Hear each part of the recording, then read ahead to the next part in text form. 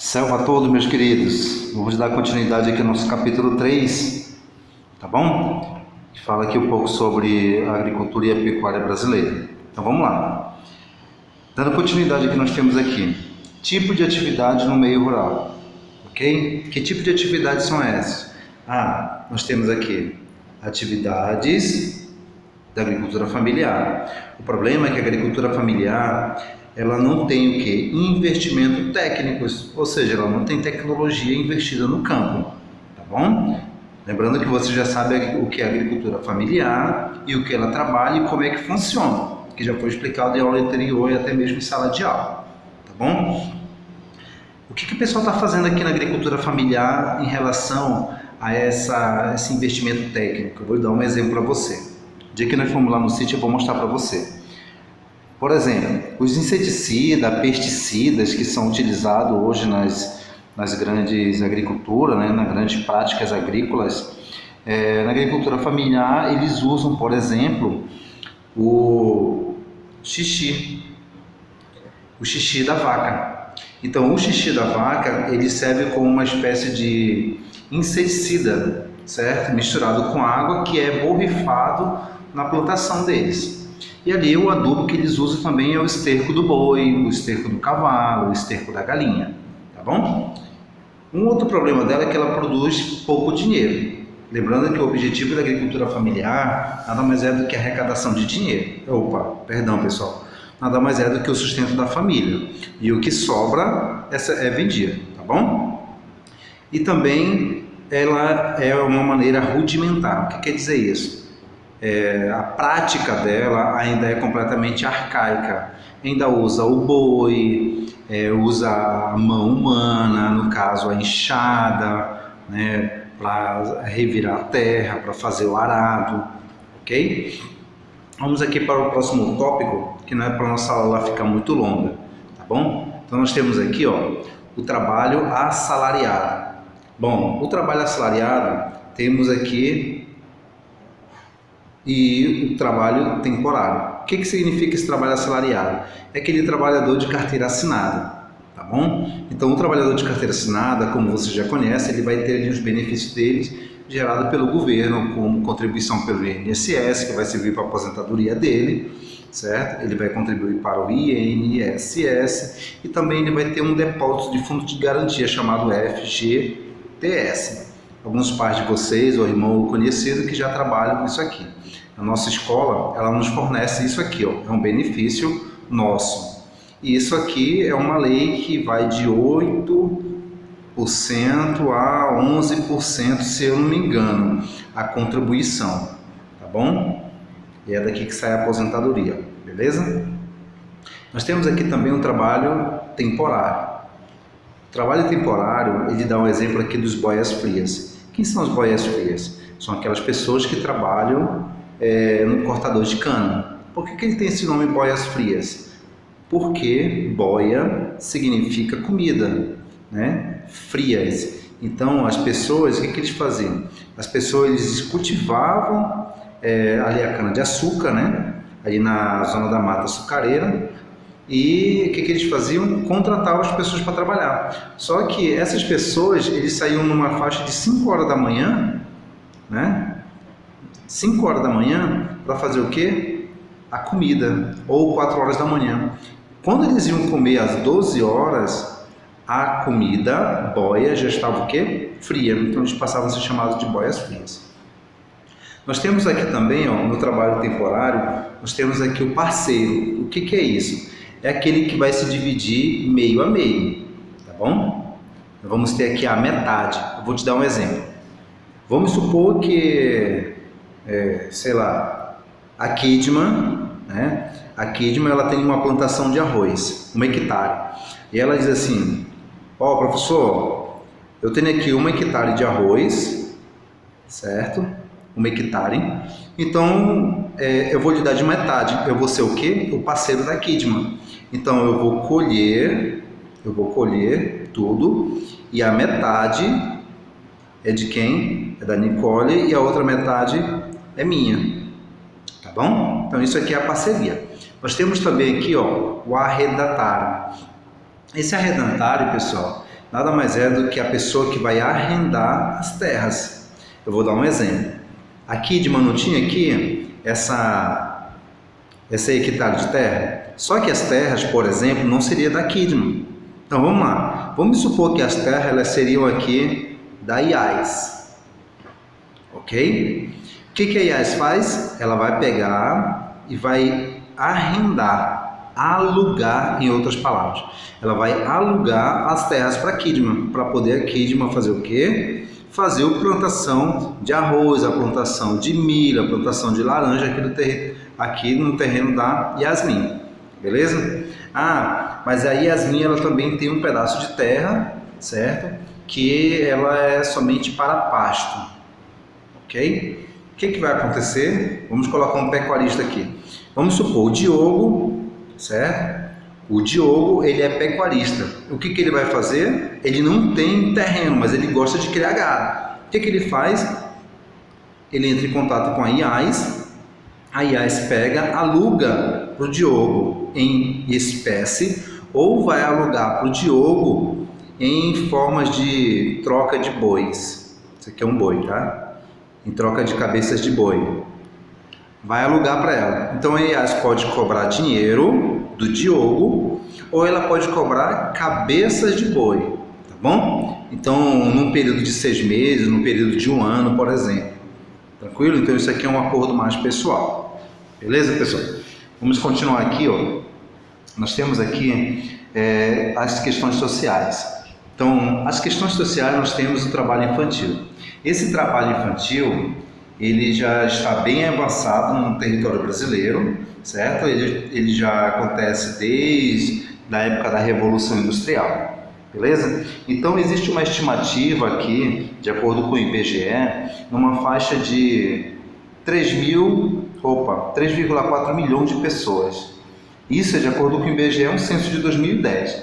Dessas 3 milhões de pessoas, nessa faixa etária aqui, ó, de 10 a 17 anos.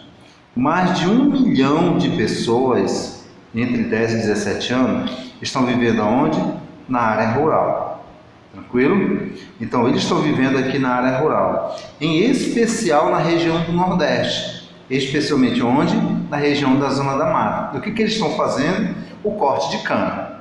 Tranquilo? Em outras regiões existe também o trabalho infantil, também estão no campo, só que é diferente da região do Nordeste, que aqui só é a área de campo. Tranquilo? Então, existe aqui um levantamento, né, uma fiscalização do Ministério Público do Trabalho, ok? Ministério Público aqui, ó. Então vamos lá. Eu coloquei uma observação, desculpa, ainda tem aqui. Temos aqui a escravidão por dívida. O que é isso aqui? Pessoal, isso aqui ele era bem comum no século XVIII para o século XIX, ok?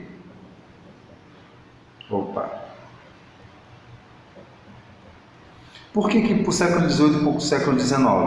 Porque na época os nordestinos migraram para a região da Amazônia.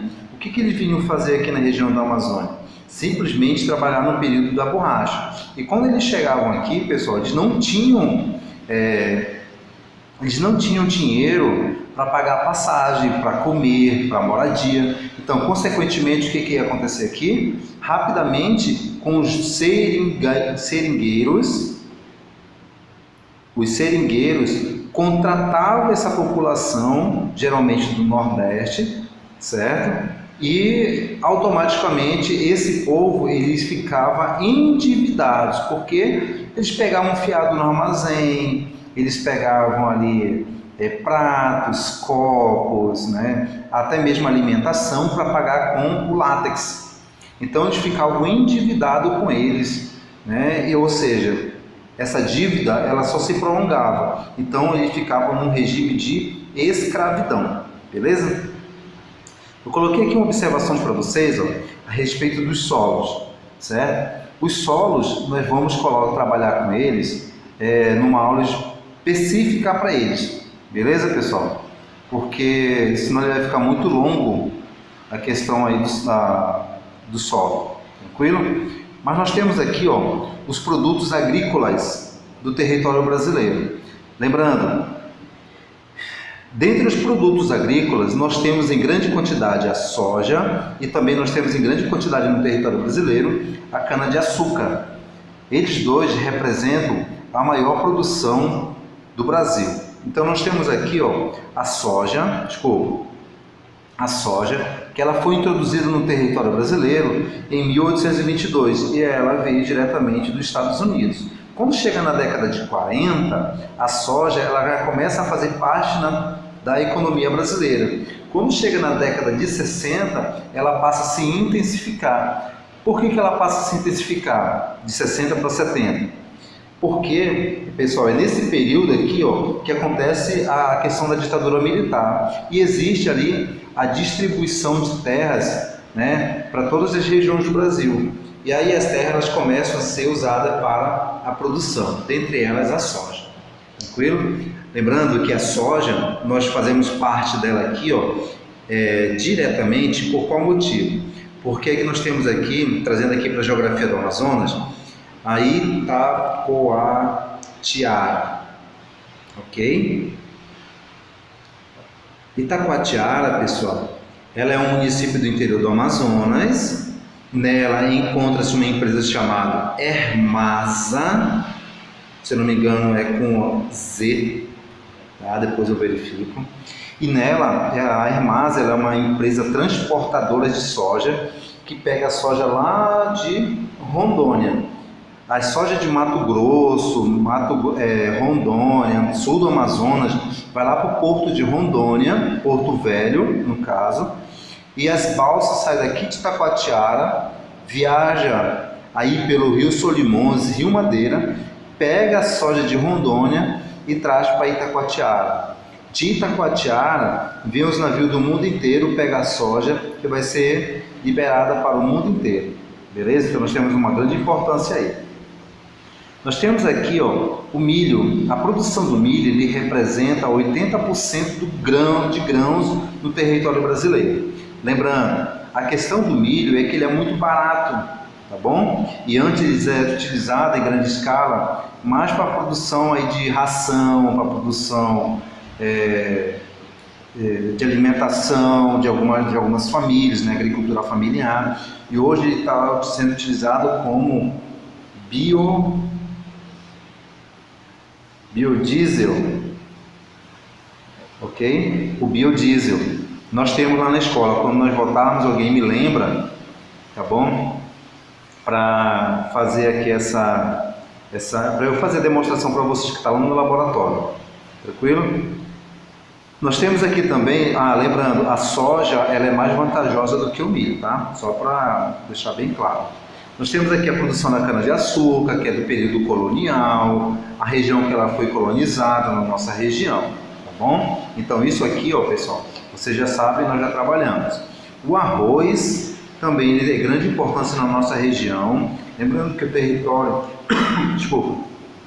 lembrando que o território asiático ele é um dos maiores produtores de arroz. E arroz nós temos dois tipos, né? Nós temos arroz na terra, que é produzido na terra, e arroz que é produzido na água.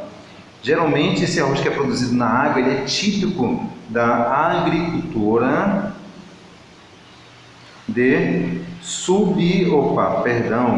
agricultura em degraus, tranquilo? Que é mais presente no território asiático. Vou dobrar a folha aqui para a gente dar continuidade. Então, se você puder, pessoal, sempre anota no seu caderno aí, tá bom? Lembrando que isso aqui é conteúdo do PSC. Vamos lá. Aí nós temos aqui o café, tranquilo?